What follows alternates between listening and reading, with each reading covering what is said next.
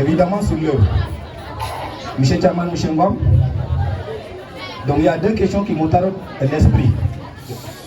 Donc je voudrais savoir quelle est l'importance de l'exil de Kani et son frère Birama chez le père Djili. Donc répondant à ces questions, donc vous allez relever donc des quelques passages, si possible, qui illustrent ce point de vue. Donc l'importance de l'exil de Kani et son frère Birama chez le père Djili.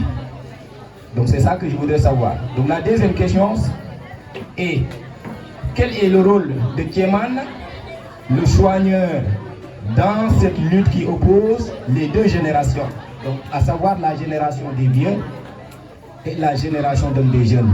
Donc l'opposition des générations. Donc dans ce, on aura le modernisme et le traditionnalisme.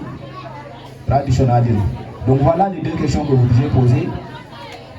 Personnage important de l'exposé. D'ailleurs, dans le livre, on l'appelle Tieman, le soigneur. Alors, je rappelle que Tieman, je parle sous le contrôle de M. Tieman.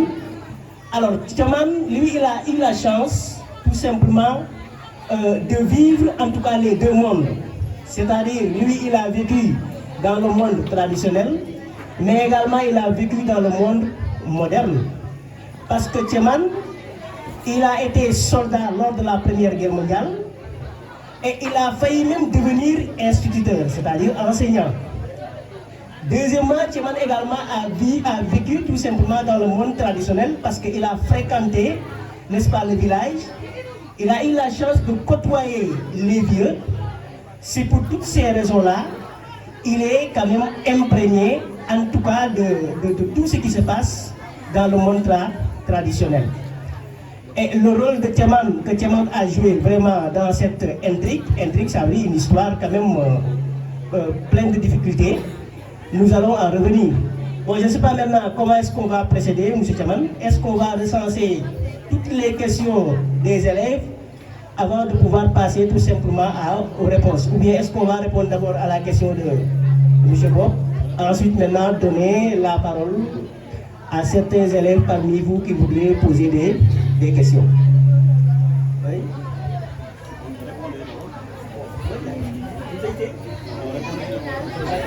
Voilà. Alors, par rapport maintenant à la... C'est là où on a déclaré tout simplement le mariage entre Kani et Famagan, le commerçant. Alors, après cette déclaration, Kani a été envoyé en exil au village, c'est le père Ndjigi, en compagnie de son frère Birama. Donc ça c'est le deuxième chapitre. Alors, troisième chapitre maintenant, ça parle tout simplement de l'intervention du père Ndjigi. Parce que n'oubliez pas que le père Ndjigi, c'est le grand frère tout simplement du père Benfa. Et lorsque Kani a été envoyé au village en compagnie de son frère, c'était pour lui permettre d'abord d'être en contact avec les coutumes traditionnelles, mais également de se rappeler de beaucoup de choses. Parce que M. Tieman vous l'a dit, Kani et son frère vivaient en ville, alors que Père Ndjigi, le grand frère du père Benfa, était au village. Donc quand on a envoyé Kani au village, c'était pour lui permettre d'être en contact avec les mœurs d'abord, avec les croyances traditionnelles, mais également c'était pour lui permettre de s'ouvrir au frère de son papa. Maintenant, à partir de là, ça c'était le troisième chapitre. Et le quatrième chapitre maintenant, c'est le retour de Kani en ville. Parce que Kani, après, elle a quitté la campagne pour revenir en ville. Maintenant, la question que soulève tout à l'heure M. Bob, entre tout simplement, bien on peut la considérer comme une question qui fait partie en tout cas du deuxième chapitre. Ça veut dire l'exil de Kani chez le père Ndjigi. Alors il parle de l'importance. Pourquoi l'exil est important?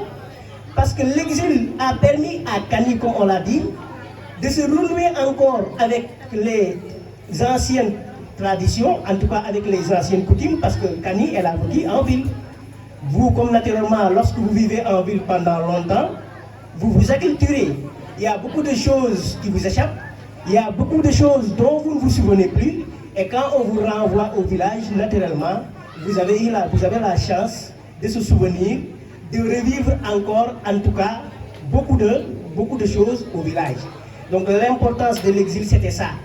L'exil a permis tout simplement à Kani et à son frère, n'est-ce pas, de renouer le contact entre la tradition, renouer le contact avec la tradition. Mais pourquoi c'est important?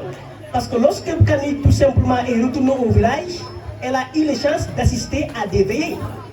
Quand on dit des veillées traditionnelles, c'est comme si je disais en sérère, Kérin. Comme Kérin Kéné, on lui racontait beaucoup de choses, beaucoup d'histoires. Mais également, elle a eu la chance d'assister à des danses traditionnelles. Elle a eu la chance d'assister également à des danses de pêcheurs. Donc, toutes ces pratiques-là anciennes, n'est-ce pas, ont refait surface et a permis à Kani et à son frère, en tout cas, vraiment de revivre encore ces traditions-là. Donc voilà l'importance, en tout cas si je m'abuse, l'importance de l'exil de Kani chez le père Ndjigi. Alors, M. Bob nous demande également de revenir sur quelques passages. Alors, je ne me souviens plus des pages, mais retenez que lorsque Birama est allé au village, d'ailleurs on parle de totem. Le totem, c'est comment on dit ça même en sérère, totem, je ne sais pas. Alors, en tout cas, c'est un animal que chaque ennemi ne doit pas, en tout cas, torturer, ne doit pas tuer, n'est-ce pas? Alors, le totem ici de la famille du père Benfa, c'était le lézard, hein? N'est-ce pas? Le lézard, je pense que si c'est en sérère, on appelle ça, je crois que c'est Moudlan, hein? C'est Moudlan. Donc, quand vous regardez, quand vous voyez cet animal-là, vous ne devez pas le tuer. Et Kani a vu le lézard dans la case et elle a crié, elle a appelé Birama qui est venu à son secours. Lorsque Birama est venu, il a même crié. Et lorsque le vieux est venu également assister à la scène, il a dit à Birama, un homme ne crie pas. Un homme ne doit pas avoir peur. Donc vous voyez, là c'est des valeurs culturelles que nous devons transmettre en tout cas à nos enfants. Des valeurs comme le courage. Parce qu'il lui a dit qu'un homme ne doit pas crier. Un homme ne doit pas avoir peur.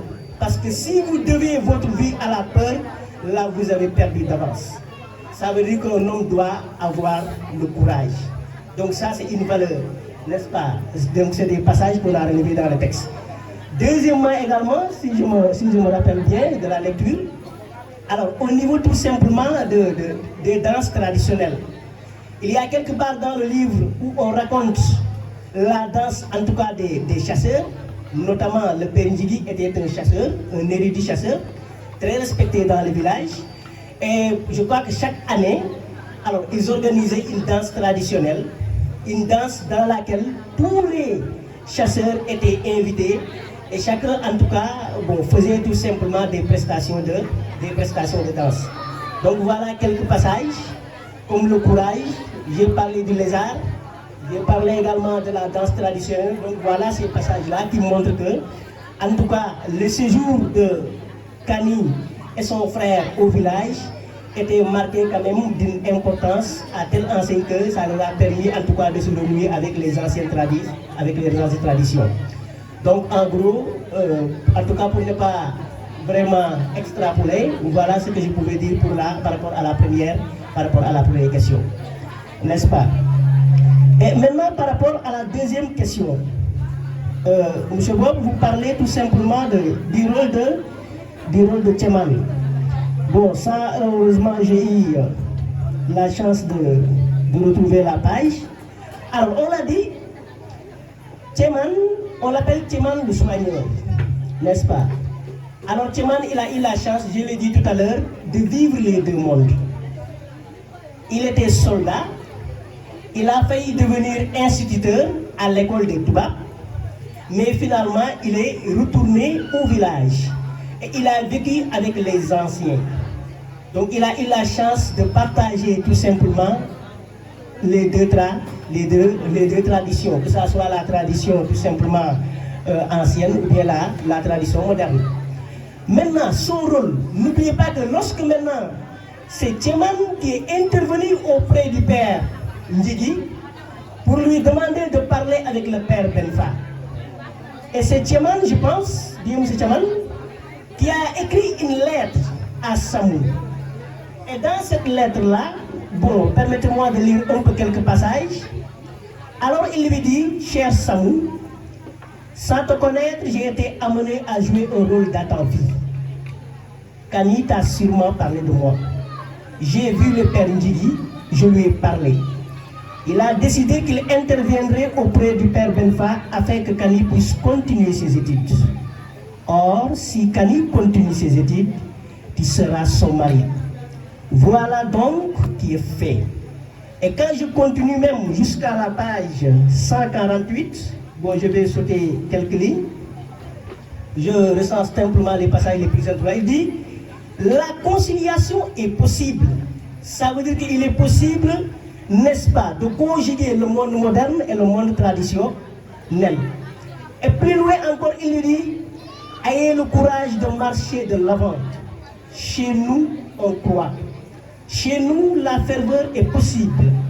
Et chez nous, la fraternité est une vérité. Marchez avec nos valeurs, marchez courageux et refusez la haine. Car si de la haine vous tirez votre ferveur, le jour où la haine disparaîtra, vous serez un peuple mort. Donc vous voyez, il y a quelques passages que je relève tout simplement dans ce texte-là, pour montrer que la lettre de Tcheman est vraiment d'une nécessité impérieuse. La lettre de Tcheman est fondamentale. Je dirais que c'est cette lettre même qui a permis tout simplement au père Ndjigi, en tout cas d'intervenir auprès du père Benfa et de lui demander la faveur de laisser Kani de continuer tout simplement ses études. Donc ça, c'est pour embrasser un tout petit peu la question de M. Bob, où il nous demande